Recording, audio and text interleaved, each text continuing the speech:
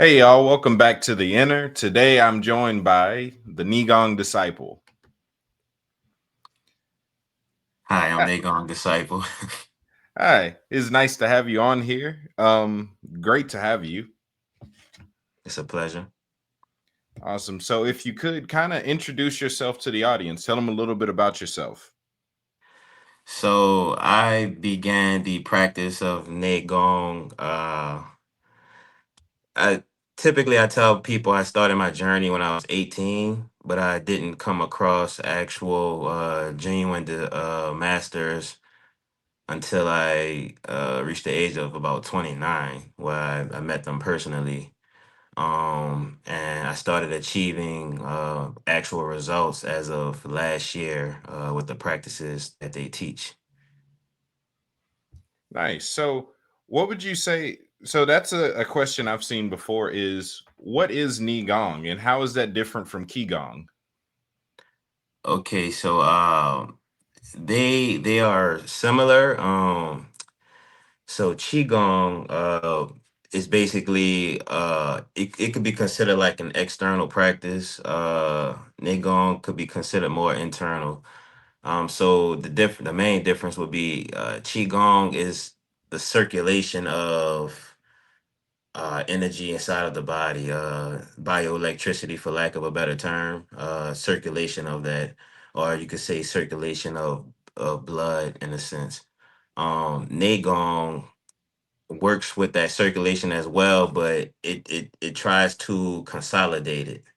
So Qigong doesn't work to consolidate it in any specific point in the body. In Neigong, we actually work to consolidate it in a location that is called the Dantian. So that's one of the main differences.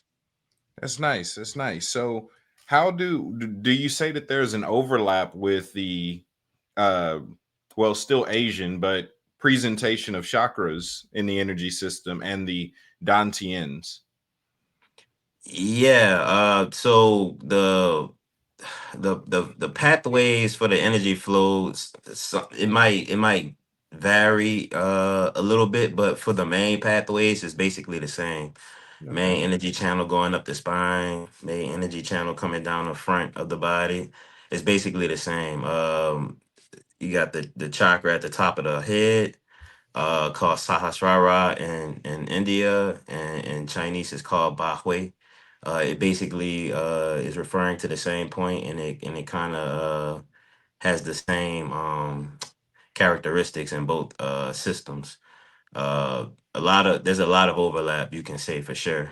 Um, Nice. it, So talk about some of the benefits of being a well Neigong disciple, actually practicing this. How has your life changed from when you were just seeking, I think you said around 18, and when you actually got to practice the real thing? How did that change your life? it changed my life significantly, honestly.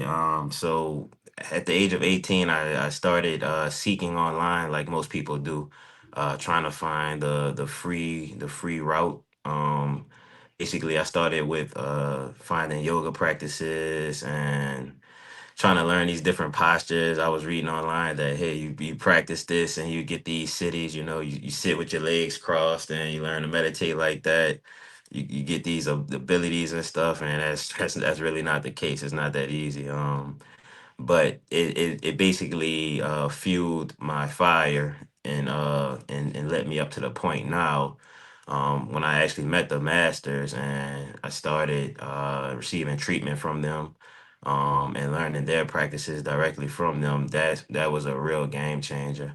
The biggest change I would say is like for it was my health. Basically, we live a certain way and we all think we know what's best for ourselves, and it's not always the case. I mean, you might be close to what you should be, but you can't, you're just never going to have that needle point accuracy on, being spot on as far as getting your health in line. I think that's the biggest thing as far as Neigong practice is concerned, getting your health all the way in order. How did your lifestyle shift from before and after? Like, were there certain practices that I'm certain, but what are some of the practices that were kind of normal for you that you later found out were kind of toxic? Um, and yeah, and no. For the most part, it's not that some practices are toxic. It's you're just doing it in the wrong way or doing it at the wrong time, and it can have a negative influence on the system. In Okay. the same sense, like the practices I do now, the masters, they won't teach this type of stuff if the energy system isn't clear, or for to put it in layman's terms, if the circulation isn't up to par, Hmm. blood circulation, for instance, they won't teach you this stuff because it can be dangerous. So Hmm. doing the right practice at the wrong time can be detrimental, Yeah. basically. Nice. So were there like certain foods that you had to change, like were you a smoker or anything like that before? Okay, so let's start with the food. So basically, I was vegan because in yoga they kind of associate yoga with veganism or vegetarian. So I was actually vegetarian for 8 years. And you know science says, or a lot of lifestyle experts say, vegetarianism, veganism is like super healthy for you. They tell you all these benefits about the diet, and it is, but it's missing some key components. So when I actually went to the masters, they were able just to put their fingers on my wrist, check my pulse, and it's like, hey, are you a picky eater? And like just pointing out certain stuff. And honestly, I didn't look like I was a vegan. I was kind of fit. And they were able just to tell that just based on the strength of my pulse or whatever they were detecting from it. And basically, they were saying my diet was lacking meat, so it influenced my body in a way that um the vegetarian diet wasn't bad, but it just lacked certain things. So Hmm. that meat aspect needs to be added to the diet, honestly. Um Now, as far as the smoking, yes, I was a smoker for 15 years. Marijuana, no tobacco or anything like that. I smoked marijuana for 15 years. Apparently I developed a palpitating heartbeat from it. I knew I had the palpitating heartbeat. I didn't associate it with the marijuana. I wasn't aware that it can even cause that, honestly. That was another thing that the doctor detected from my pulse. He checked my pulse. He said, "Oh, uh, do you smoke marijuana?" It caught me off guard because like prior to our meeting, I didn't tell him anything about me. He didn't ask anything about me. Everything he knew about me was just based on my pulse. And everything was just spot on as far as the diagnosis was concerned. So that already kind of raised up a light in my head, basically. And I was like, wow, he was able to tell that I smoke marijuana just from my pulse. And then he went on to tell me how it was affecting my body. So he told me that it was causing impeded circulation. So I had like a heart blockage developing. So I had coagulated blood developing in the heart area. And yeah, he basically told me I needed to either, I need while I'm still young, I needed to stop, or I should stop. He was recommending it, so I stopped like that immediately. But yeah, marijuana is not good. Yeah. And I commend you for being able to say that because, yeah, a lot of people either don't know or don't care about how harmful it can actually be. They think that anything that feels good must be good. Exactly. So I definitely appreciate you being open about that. So, how did you end up finding your masters? Where did you find them at? So honestly, so when I was 18, I was already aware of the presence of these guys because I saw videos of them. Um, about when I was 20 or 21 is when I discovered a certain school online. So I had actually been following them for about 8 or 9 years before I actually went to meet them. So and that's who I've been learning from for the past year. It's been over a year now. It's been about a year and a half. So I actually flew to go meet them in Thailand. and that's basically why I've been going every 3 months. So yeah, I've been following them for a while. Just looking at the new content that they were releasing, and then COVID came, they went cold turkey. So once I saw they came back after COVID, I was like, because I when COVID arrived, I was and like they went cold turkey. I was like, oh, that was a lost opportunity, because I had the chance, but I kind of blew it. I was like, man, I'm young. I can't see myself just flying to China. I don't know Chinese because that's where they were doing it at first in China. It was, Yeah. So, developing chi, right? What was that process like for you? At least the parts that you can tell, right? What is some of the developing and strengthening yourself and preparing yourself to work with energy? What does that kind of look like?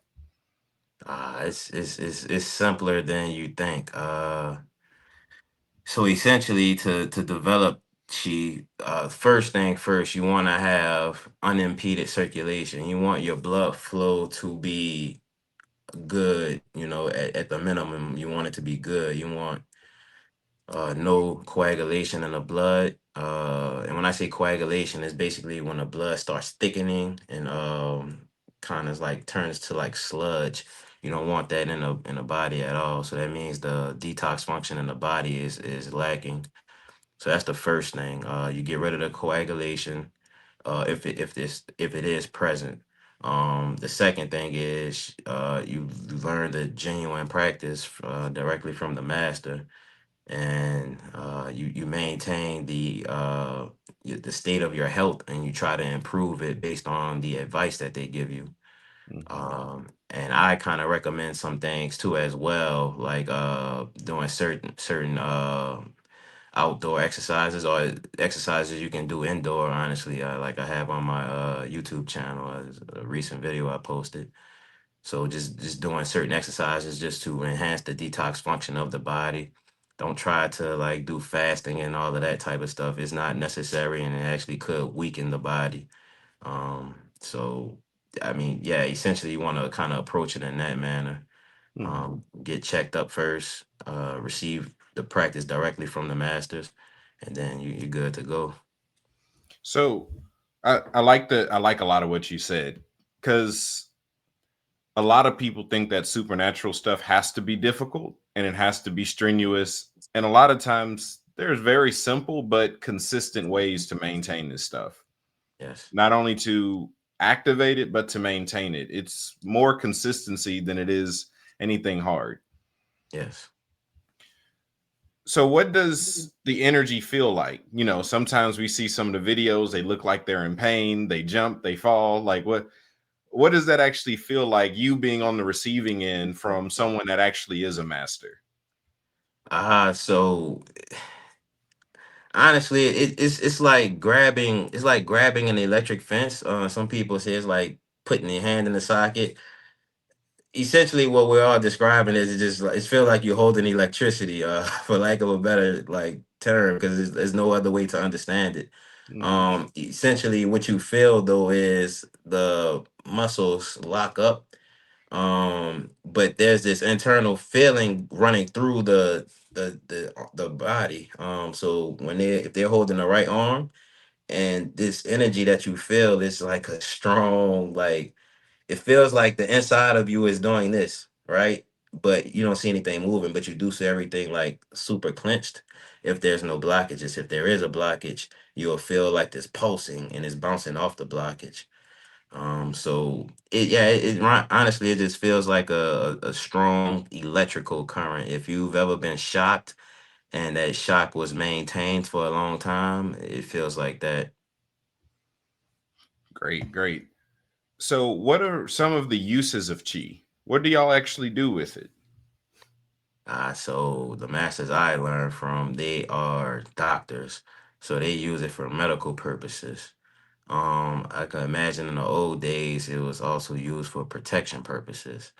Because what can be used to heal can also, vice versa. So, in a sense, one way they use it is for like diagnostic purposes. So when you see them sending the chi into people, or the bioelectricity, when you see them sending it into people, is to diagnose. A lot of people probably have a slight misunderstanding of what's going on. Like sometimes they're actually not trying to hurt people.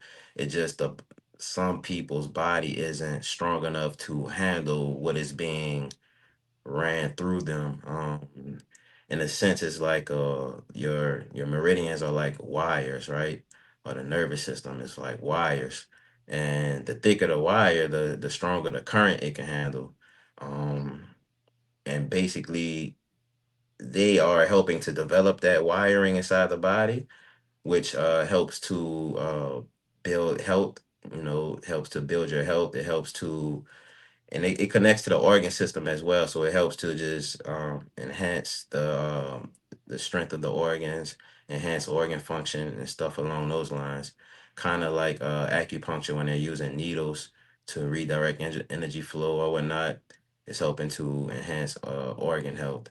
But the diagnostic purpose for the chi that they're using is it's a phenomenal experience, honestly. They can modulate the strength of it as well.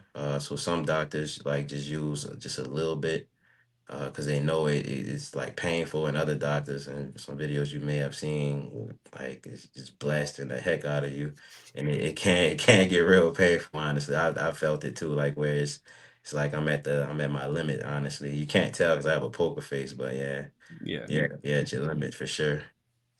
So I okay. Slightly off topic, still on topic. What is the purpose of the towel or the sheet that y'all usually stand on when y'all are doing your practice? So it's purely for grounding. So if they don't use the towel, the energy can get stuck inside of you. So you can imagine if you have all right, so when you I don't know if you've ever seen videos where the pulsing happens. Somebody has a blockage like that, and the chi is getting sent into them, and there's nowhere for it to flow out of the body. That could be dangerous. Um, and also in the same sense, even if there is no blockage and your wiring isn't up to par, and they send that energy into you, and it doesn't have an outlet, you know, it could probably pop something. And like in my mind, as I'm thinking about it, something can just like burst or something like that with the amount of current that they send out. Yeah, so it's just purely for grounding purposes. Yeah. And I definitely agree with a lot of this. I'm having fun here because it's a lot of the same stuff I teach, especially when it comes to being physically fit for certain levels of spirituality or certain levels of energy. Um, are you an anime fan? I've dabbled in anime. Yeah, one of the more popular ones, at least in more recent years, My Hero Academia. Mhm. Like in order for him to receive energy from his master, he made him like go on a year-long regiment to get his body in the right shape first. He's like, no, if I do it now, you'll die. I got you got to be able to handle your streams, and everything else has to be flowing right. And then I'll give you the energy. Then we'll spend the rest of your life teaching you to handle it after that. But Mm, so I'm hearing a lot of that same stuff, even with your even though it's definitely not as strenuous as that. Anime is to the nth degree, but yeah, a lot of the same principles. Preparing yourself so that you can actually handle energy, and then learning how to handle it once you have it. exactly. So the other thing I want to ask is, how long did it take you personally to be able to emit chi on your own? 3 months. Well, so the with the on your own thing is so I can emit chi, but say for instance, if it's just me and someone else in the room, like right now, if somebody was here with me, I can't emit the electric chi without being in a master's presence. But it took me 3 months to be able to emit chi. And to kind of like go into that. So basically, I don't have you seen John Chang before? I've heard of them. So he has videos online where basically his students are doing a test with him, and they are moving boxes from a distance, right? they have to be in his presence to be able to do that. The masters, they have this. I guess it's because of the field that's coming off of them, Yeah, the coming off of umbrella. him. Yeah, it's allowing, for some reason, it's allowing other people who have a developed amount of certain amount of chi in their body. It's allowing it to flow out for some reason. So yeah, certain prerequisites have to be met to be able to emit chi in a master's presence, and then more prerequisites have to be met to be able to emit it outside of their presence. Okay. How many stages would you say? And if you could kind of break them down, if this archetype actually works, how many stages would you say is between a complete novice and a master? What are some things that, someone like yourself who's in the middle of that? What are some things that a novice can't do, but someone on your level can? And, moving up a few stages, what are some things that you can begin to do until you're the master that's enabling other people to do things they normally can't? So I really haven't mapped that out yet, but I can give it a shot. Yeah. So a complete novice won't be able to do anything. So like we can I can be in a master's presence, and a complete novice could be in a master's presence at the same time. And I see this actually on the trips. And basically, person who practices and the person who doesn't practice, when they try to emit chi, right, there will be no result from it. You did like nothing will happen. If the person who doesn't practice tries to emit chi, the person who does practice will be able to get it out. um as far as different things that they're able to do, I haven't seen too many demonstrations in person. I've seen a couple, but you have to be at certain like levels to be able to do certain things. I'm still in the like real early stage, honestly. But so I can emit the electric chi for sure. The stage above me can they can do certain things like helping people meet the one of the prerequisites to be able to ground, right? I don't know if you ever saw on the videos where they're pressing the acupuncture point on some people's feet, and then that's allowing the chi to flow out the feet, and then they stand on the towel. So at a stage higher than me, people are able to do that. That's a necessity, opening those foot points, and then people standing on the towel. Um, the stage above that, they can, I guess, like with the John Chang, I mean, not even above that, at that stage, they should be able to like move stuff from a distance and whatnot. But I just, it depends on the school you're in, and the test that they do. The Yeah. schools that I'm in, they don't typically do that type of test where they're just doing, long distance testing and all that. Um, the stage above that, basically, you're real close to being able to emit outside of a master's presence. Honestly, it's not that far apart from being able to. Cause I don't know what you're considering a master. I guess it's the person who's able to emit on their own. But It just depends. I'm letting you be the teacher right now. okay, because I mean, I because do a when I'm lot of like, this stuff on my own, but I'm letting you be you right now. yeah, okay, so because when I consider a master, these guys have like 30, 40 years under their belt. Like getting to their level is it'll take a while, but I mean, you can be able to do these things. We call it solo fachi, where you're doing it on your own, emitting chi on your own. So you can be able to do these types of things in a relatively decent time period, between about 10 to 20 years. I heard one of the masters actually achieved it in about 4 or 5 years, but he started when he was real young. And it's a Shaolin school that he started with. So some of them like achieve it in like real early, but for most Westerners, it's gonna be about a minimum of 10 years, just being able to do these things solo. For sure, 15 to 20 years. Nice. So, what would you say are some of your aspirations in this? Are you looking to become a doctor? Is this just one step along many? What are your aspirations as far as it goes with this practice or just spirituality as a whole? So my original aspirations were the abilities, right? You know, like anime. I was watching that type of like Dragon Ball Z was an inspiration for a lot of us, right? Oh, But yeah. so basically that was the initial inspiration. I saw videos basically of these guys randomly. Honestly, I didn't know what chi was at first. When I was 18, I had no clue what chi was. And I mean, a lot of us have done it where you just scrolling on YouTube or TikTok or something. TikTok wasn't around at this time. I'm scrolling on YouTube, and basically I'm just clicking on videos, random videos, nothing related to chi, just like funny videos, getting my laughs, watching videos, and then you get so deep in where the recommended videos have nothing to do with you originally started with. One of the videos had this crazy title like how to shrink your hand with chi or something like that. I was like, what is this? I really had no clue what it was. I clicked on it and I kind of like followed along with the video and it kind of worked. So that was the original spark that got me into chi.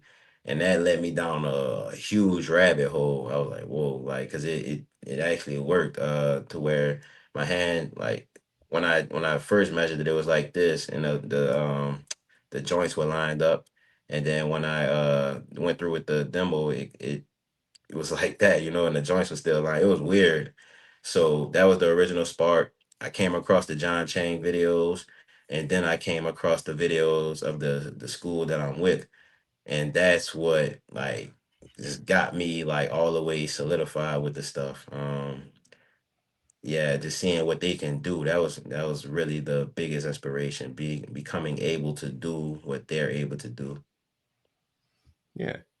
So would you say that's still your aspiration or has that changed a little And bit? yeah, in a sense, yeah. I mean, it hasn't changed, but yeah, I'd say it's growing bigger, honestly, because I see how expansive this field is. Becoming as far as becoming a doctor, I don't think I would go to school to become a doctor and like just learning TCM in general. Like, but if they're willing to sit there and teach me, I'm open to learning and assisting with the treatment process and whatnot, or assisting in what ways I can. But as far as becoming a full-fledged doctor, it's not really in my interest. Um, but Nice. but personal development is definitely one of my biggest aspirations. Personal spiritual development. Do you ever see yourself at some point moving into the role of the teacher? Yeah, I mean, in a sense, yeah, definitely. I've kind of started moving into that role right now. Honestly, is teaching certain things, but not really like going into internal practices in some cases. Nice. So talk about detoxing, the importance of detoxing and how y'all actually go about it, because that's a heavy topic right now. Hmm. Every time I open Facebook, it's parasite cleanse, liver cleanse, heart cleanse, lung cleanse, mucus cleanse. I'm like, golly, I ain't gonna have nothing left. Yeah. So talk about that a little bit. The importance of detoxing certain parts, and how y'all really go about it. So it's simpler. Again, it's simpler than you think. So actually, I can show you. So we have these pills that we take. It's one pill that you need. Wait, it is dependent on how serious your condition is. I only needed one. I only needed one pill. So they're about this size right here. This is one, two, three, four. So it's about this size right here. I'm not gonna unwrap it right now. I have to preserve the quality of it. Yeah. But um, essentially, those pills can clean or detox the body within 4 hours, as long as you take the recommended dose. So this is more powerful than any fasting or any type of People try to drink beet juice or these random fads that come about is more powerful than any. You can really maintain your regular diet and take one of these pills and your blood is clean. That's almost unheard of. You can be on the verge of a heart attack, and honestly these pills will just get rid of it like that, because it gets rid of the coagulation in the blood. So that's how they go, like my school, that's how they go about the detoxing process. It's just a pure, like, just take these pill thing type of situation, and your issue is gone. But that's if you can afford the medicines. It's really expensive. Now the pills I have, these aren't for detox, and it serves a different purpose. But it's a similar type of pill. Nice. Let me see. But as I All right. So you were saying about uh, the blood, the detoxing, and even some of the exercising. I think that's where you were headed. Yeah. So yeah, as I previously mentioned, the certain exercises, just fitness practices in general can help detox the body to a certain extent, but it won't achieve the level of detoxification that these pills can. But it's a great start, honestly. Okay. So talk about like the importance of the first eye or the inner eye in your metaphysical system. I mean, they don't really go into depth on it. Honestly, I never asked about it. All I know is when you have a clear system, like when your circulation is good, they will open it for you.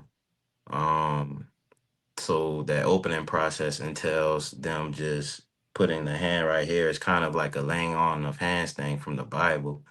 They put their hand right here, and then they send bioelectricity into it, and basically you start seeing light and stuff like that, and it activates certain functions in the body. So that's the only experience I have with it so far. Okay. So how often do y'all experience what some would consider like initiations or uh, the chi emissions from them? How often do y'all experience that while you're there for what, 3 months? Is that like a daily thing? Is it a weekly? Is it just depending on where you are in your development? uh, so so I don't live in Asia. I fly out there every 3 months. I Yeah. visit every 3 months, and then I'm out there with them for a week. Okay. So the initiation typically takes place on the last day of the event. Um, but you will experience it, if you choose to, but only if your system is clear where they allow you to. So it's like a mutual agreement thing. First your system has to be clear, and they will allow you to, and then you can choose to go through with it. But yeah, it's important on the path, honestly. If you like want to get immediate results, yeah, that initiation will get you there for sure. Yeah. And like you said, that goes for showing whether that's just to see where a person is, the initial scan, pretty much just a walking MRI. Yeah. Scanning to see how things are going. I heard you mention the meridians earlier. My audience might be a little foreign to that, but I know what you're talking about. But so could you give us somewhat of an introduction to meridians? Let's see. To put it simply, meridians are vessels for bioelectricity to flow through, similar to nerves. Nerves are a vessel for bioelectricity to flow through, so it's highly similar to that. In Chinese medicine, they have maps of the meridian system, in the same sense how in Western medicine we have maps of the nervous system. So typically their pathways kind of coincide with each other. So if you just kind of look at it like a nervous system in a sense, it'll give you an idea of what they are and what their function is. Nice. So how much in let's just say for today, like where you are now, how much of let's just say Vedic or Hindu practice is in your regular everyday life, or have you kind of traded one for the other at this point? So actually, I practice yoga every day still. Yoga is good for fitness, detox, but certain like yoga really doesn't, with certain yoga practices or like postures and stuff, it doesn't really get the heart rate up to the levels needed to just get blood pumping strongly.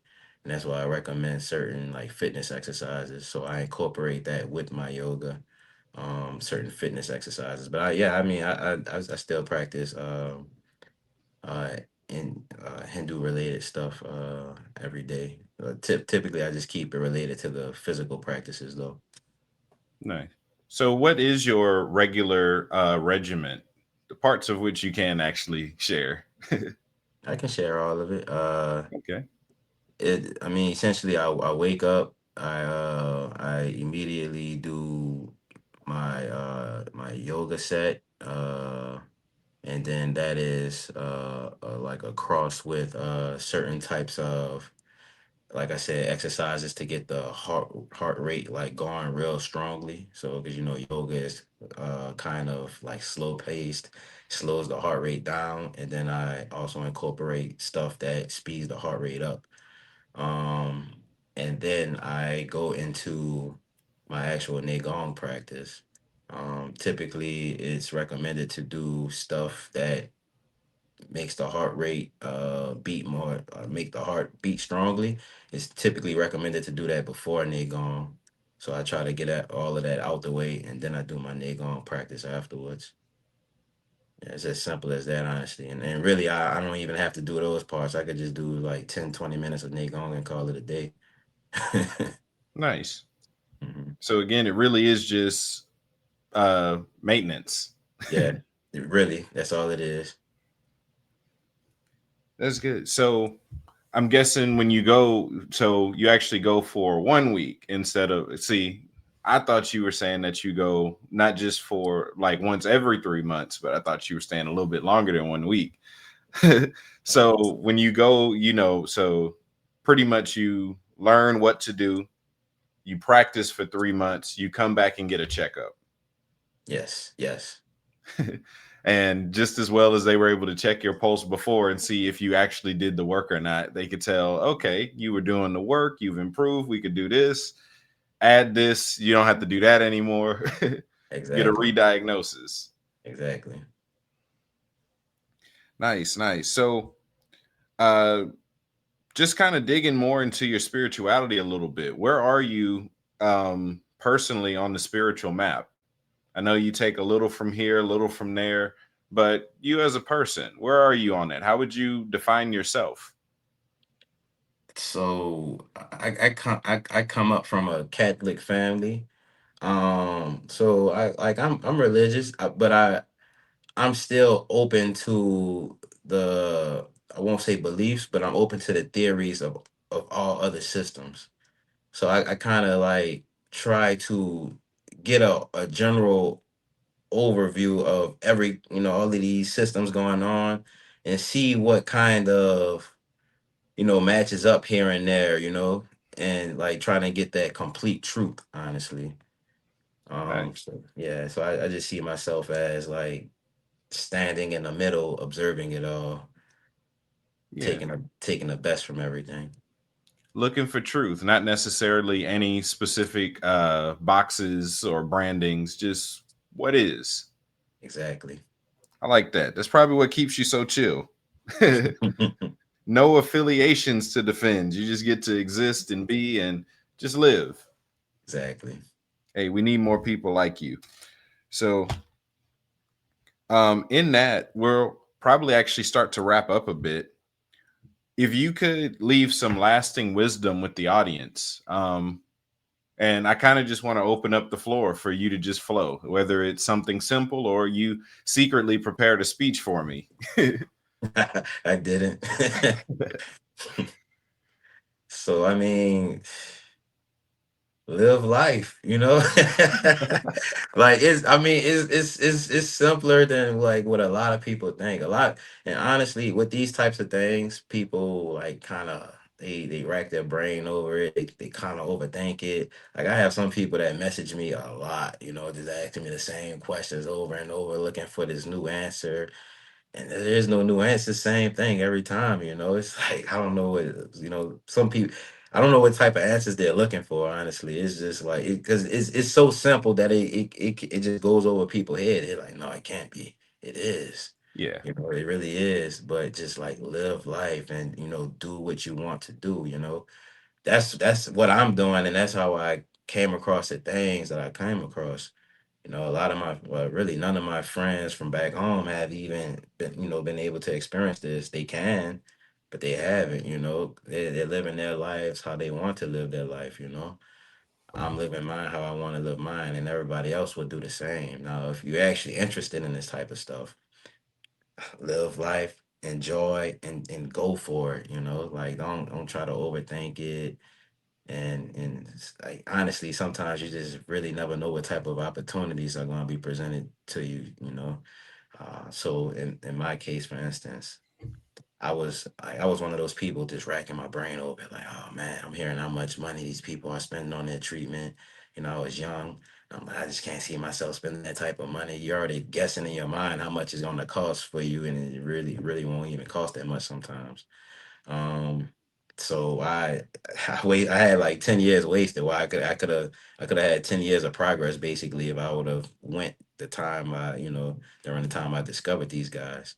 So 10 years wasted. I was living life the way I shouldn't have been living, but things happen for a reason, right? I went finally and I met somebody up there, and this guy, he's like, he's just picking into my life, my personal life, like what you do for work, and this and that and stuff like that. He's like, oh, you want to work with X, and I'm like, not Twitter, but like Yeah. Fill in the blank. I had to say it because some people gonna take that literal. You know But Elon? No, no, not Elon. so he's like, you want to work with X, and I'm like, huh? I'm like, okay, I guess, in my mind, I was like, it didn't even sound right because the stuff he was telling me, it was like, yeah, that don't sound real, man. Like this guy's making stuff up. But like the opportunity that unfolded 4 months after that initial meeting with this guy, he turned out to be somebody who was like up there. I had no clue, so you just really never know the opportunities that are going to be presented to you. My life actually bloomed after meeting this specific person just because of the opportunity that he presented to me. But that opportunity wouldn't have been presented if I hadn't took that chance to go out there, because in my mind, I'm still like, oh, I'm about to spend this money on this treatment, yada, yada. And it actually turned out to be the best investment of my life. So I travel now. My current job, I'm just traveling around the freaking United States, enjoying life out here as well, and like the benefits I have from this specific job are helping me when I travel out the country. Because like certain like it's certain benefits that work out for me or work out for people who travel a lot. So I mean, you just never know. So live life, enjoy. Don't second guess. Second guess on some things, but other things don't second guess. Yeah. You're gonna know when you should and shouldn't second guess. I like it. See, you had more than you thought. See? That was that secret speech I was waiting on.